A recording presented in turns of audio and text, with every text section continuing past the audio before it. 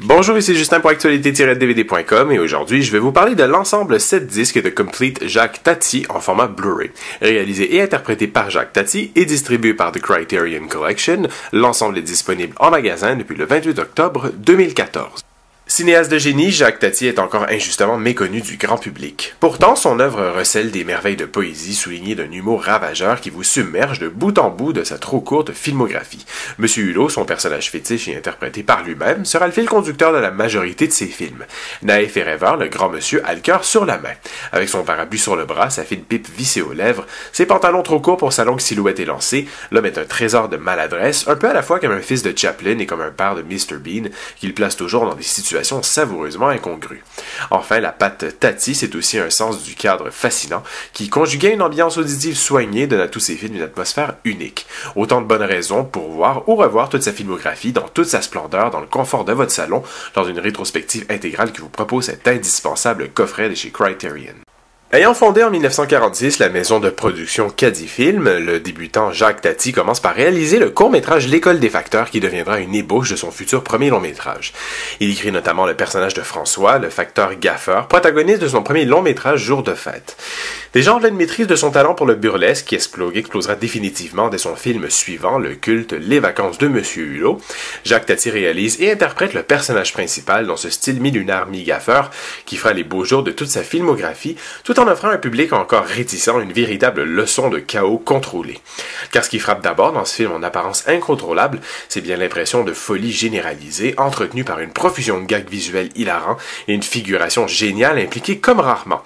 Le film sera un tel succès que Tati le ressortira partiellement colorisé en 1961 avant de se voir offrir une nouvelle ressortie en couleur en 1995 qui sont toutes deux disponibles dans cet ensemble.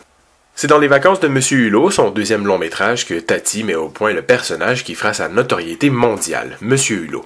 Comme Charlot pour Chaplin, Mr. Bean pour Atkinson, Hulot est pour Tati un alter ego à la fois drôle et poétique, étourdi et malin, dont la silhouette et les postures sont clairement identifiables même dans l'ombre. Tel l'art du caricaturiste, Hulot amplifie les comportements pour les tourner en dérision et nous permettre de porter un nouveau regard sur notre quotidien. Mais quoique parfois mordante, la moquerie n'est jamais cruelle chez Tati qui a un regard le plus souvent bienveillant. Et là encore, comme Charlot et Bean, cela passe par l'inaptitude de Hulot à se fondre dans la vie sociale et à se conformer aux normes, ce qui rend à la fois le personnage attachant et les situations tellement absurdes qu'on ne peut pas basculer dans la critique bête et méchante du monde qui entoure Hulot. L'autre génie de Tati, c'est presque paradoxal, c'est de refaire du muet tout en étant un véritable chef-d'œuvre sonore. Un art qui atteindra son paroxysme dans Playtime. Et dans Les vacances de Monsieur Hulot, Tati a déjà les bourgeois et les pseudo-bourgeois comme cible privilégiée, mais il balaie large dans son observation du quotidien, scrutant avec malice les éléments de confort ou de modernité, les détails superficiels de la vie ou encore les comportements ordinaires et pourtant parfois si étranges comme les marques de politesse. Il multiplie les scènes burlesques qui s'attaquent notamment à la société de loisirs, comme lorsqu'il parodie avec bonheur les maniaqueries des joueurs de tennis. Mon oncle, son troisième long métrage, est celui de la consécration pour Jacques Tati, celui qui le rendra célèbre au-delà des frontières nationales, pour lequel il remporte notamment le prix spécial du jury à Cannes et l'Oscar du meilleur film étranger. Conservant le personnage charismatique de Monsieur Hulot, Tati va se jouer des nouvelles conventions qui découlent de l'industrialisation et de la modernisation. Et pour l'illustrer, il utilise le personnage du petit Gérard Harpel, neveu de Hulot, qui trouve plus de plaisir à se promener et faire les 400 coups avec son oncle que de rester enfermé dans la grande maison pavillonnaire de ses parents, dans laquelle il ne peut même pas faire de vélo. La comparaison entre les deux mondes industriels et traditionnels donne lieu à des scénettes cocasses et caricaturales, mais toujours avec une attention bienveillante de la part de Tati, que ce soit sur la propreté des rues ou des intérieurs, sur les relations amicales ou sur les transports. Mais là où réside tout le génie de ce film est dans la maison des parents de Gérard. Tout y est électrique, bétonné et épuré. Une maison dans laquelle aucune place n'est laissée à la fantaisie, au naturel ou au confort, à part peut-être celui de la ménagère qui dispose déjà d'un aspirateur qui avance tout seul, même 50 ans avant la fameuse Roomba. Entre son portail électrique, sa fontaine centrale ou ses fenêtres en forme de hublot qui donnent l'allure d'un robot, cette maison domotique devient presque le personnage central du film. Enfin, l'attention particulière que Tati a mis dans les bruitages révèle du génie créatif. Il accentue le ridicule des personnages tout en évitant l'écueil de tomber dans le film à sketch. Mon oncle est un petit chef-d'œuvre cinématographique plein de poésie, de nostalgie sur le changement d'une ère et annonçant des bouleversements comportementaux et sociologiques importants qui semblaient à l'époque ne laisser que peu de place au naturel et à l'amusement. Lorsque Tati s'attaque au projet Playtime, mon film favori de la filmographie du réalisateur et l'un de mes films favoris, toutes catégories confondues, Le Soleil est bien là. Auréolé d'un joli triomphe public et d'un Oscar du meilleur film étranger pour mon oncle, le cinéaste peut donc s'attaquer à son projet le plus ambitieux. Lorsque le film sort, c'est l'orage qui se déchaîne. Éreinté par les critiques et victime d'un semi-échec commercial qui ne remboursera pas les problèmes financiers survenus pendant le tournage du film, Tati se voit contraint de vendre sa maison et de placer sa société de production sous liquidation judiciaire. Le budget colossal s'ajoutant à un perfectionnisme de premier choix, Tati aura été jusqu'à reconstituer une ville moderne nommée Tativille dans son intégralité. Il s'agit là du film de tous les excès pour son créateur. Le coup de maître accompli par Tati est avant tout d'avoir réussi à incarner ce qu'il est convenu d'appeler le cauchemar urbain, soit un Paris futuriste formé d'immeubles et de verre et d'acier, surchargé de vitres invisibles et de surfaces froides dans lesquelles s'active un étrange manège existentiel. 6 gros blocs de séquences forment la narration par un montage d'une fluidité parfaite, faisant se croiser la visite de touristes américains et le malchanceux Monsieur Hulot, tous perdus dans un dédale d'ultramodernité et assimilables à des pions joyeusement déréglés. Car chez Tati, toute situation, aussi absurde soit-elle, est prétexte au rire ou à l'émerveillement. Parce que tout ce qui est trop ordonné ne vise qu'à finir déréglé, si possible dans la joie et le bonheur.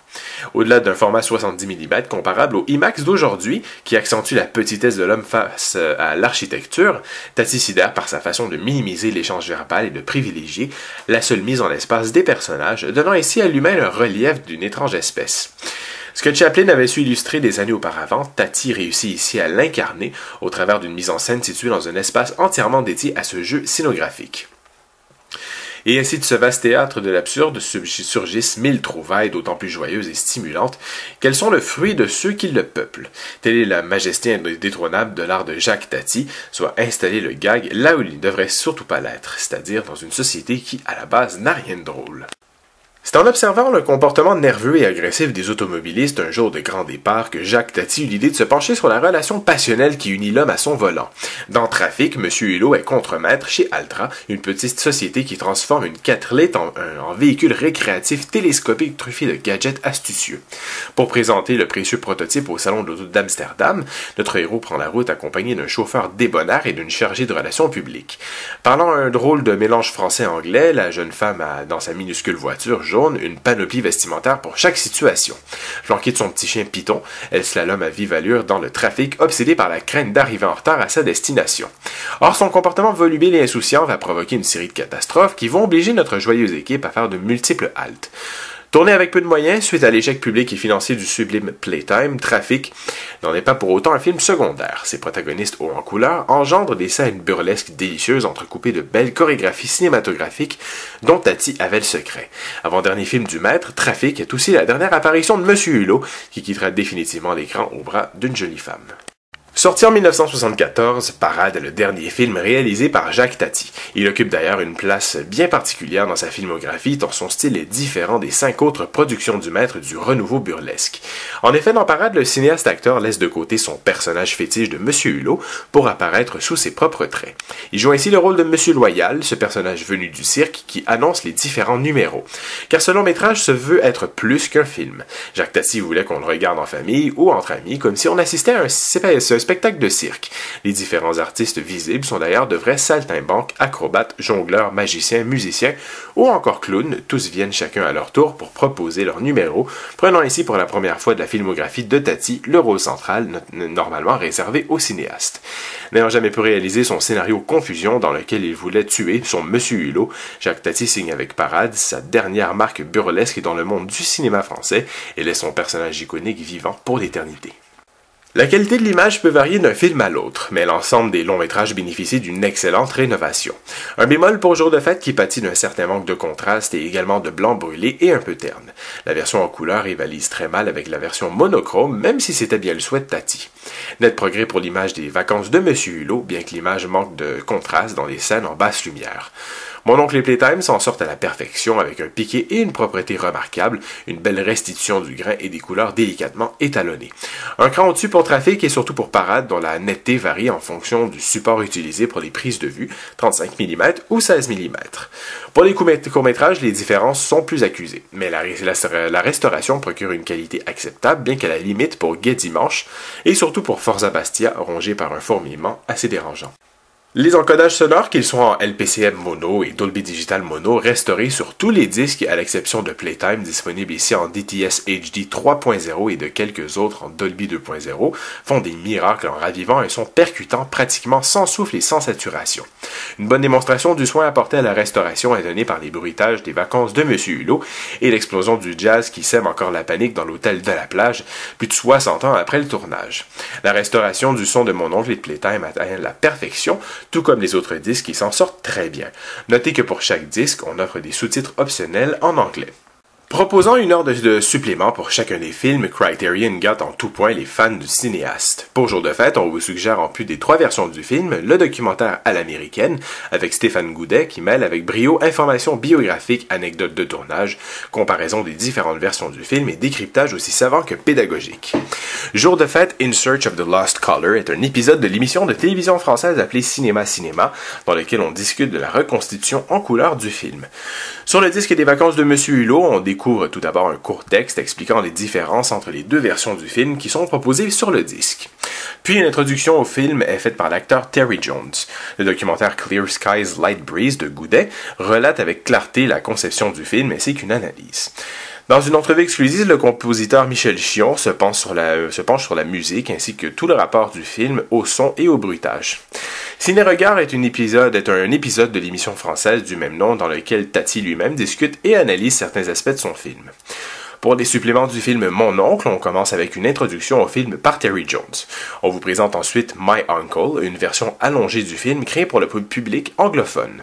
On enchaîne ensuite avec Once Upon a Time, Mon oncle, un documentaire qui se concentre sur la production du film. Puis Everything is Beautiful et Everything is Connected, à nouveau avec Stéphane Goudet, se concentre sur l'architecture, la mode et le design du mobilier de Mon oncle, ainsi qu'une analyse plus complète du film. Le hasard de Jacques Tati est un épisode de l'émission française 30 millions d'amis, qui se penche sur Tati et le chien vedette du film nommé Hasard. Puis avec Playtime, on débute à nouveau avec une introduction de Terry Jones. On nous offre la possibilité de visionner des séquences commentées par Jérôme Deschamps et Stéphane Goudet. Tativille est un épisode de l'émission anglaise Tempo International qui se concentre sur la pré-production du film. Beyond Playtime contient une foule de vidéos d'archives sur la production du film. Like Home est un court documentaire de Goudet qui analyse en détail le film. Sylvette Baudreau, script du film, relate nombreux événements entourant le tournage du film. Jacques Tati at the San Francisco Film Festival est une discussion animée avec le réalisateur lors de son passage au festival. Pour le disque de trafic, Jacques Tati in Monsieur Hulot's Work est un épisode de l'émission anglaise Omnibus dans lequel Tati discute et analyse son film. Une bande-annonce est également offerte.